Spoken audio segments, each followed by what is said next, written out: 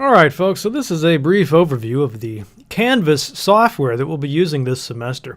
It's a really great site. It's very easy to use and simple and fast, so a lot of great reasons to use this. But anyway, so the first thing you'll need to do, of course, is to log in. Now you should have received this information over your HuskyNet email. If you haven't received that, you need to get in touch with me so we can figure out what went wrong. Some students tell me it ends up in their junk or spam folder, so be sure to look out for that. Okay, let me get to the course.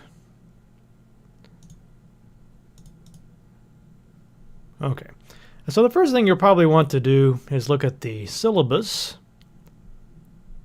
So everything you need to know in general about the class is here. You can see all the course descriptions, required books you'll need.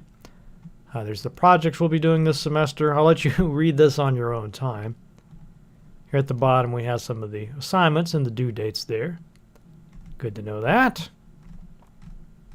Alright, once you've looked at that page, I would recommend you go ahead and click on Modules. And here you'll see I've arranged all of these materials, and I will be adding more things as we go along, but this will be plenty enough stuff for the next few weeks in Module 1. So what you want to do is just start with the video introduction to course. Click here.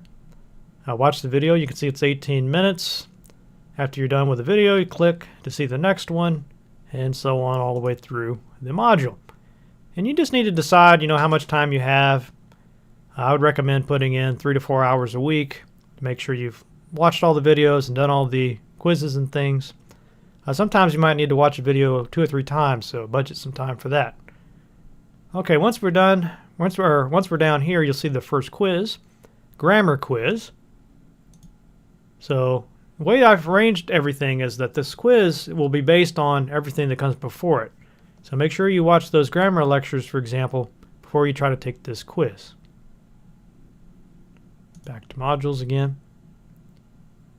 And eventually we get down to the Project 1 rough draft. You see that's going to be due on February the 2nd. So I'll click on Project 1 rough draft. You can read the instructions there. When you're ready to submit, you'll have a button up here on yours that says Submit, and it's just very straightforward to upload your paper. Okay, so that's that. Something else that you should pay attention to are the discussions. So part of this class is a discussion board participation. So I expect you to log into this website, Canvas, at least 3 or 4 times a week. Don't really care what time you log in, as long as you log in at least 3 or 4 times. Let's just say you have to log in at least 3 times a week if you want to get an A on that participation grade. So once you're logged in, you need to look at these topics, find one that interests you. See, there's lots to write about here. So read this and then hit reply, and just reply to some topics. You need to reply, to be fully participating. You need to actually be responding to posts on here. You don't have to make a huge essay. 2 or 3 sentences is fine. So just participate a little bit every 2 or 3 times a week, and you're good. That's discussions. Okay, what else do we have? Oh, help.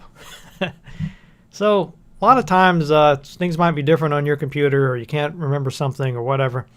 All you have to do is click on the help button there, search the Canvas guides.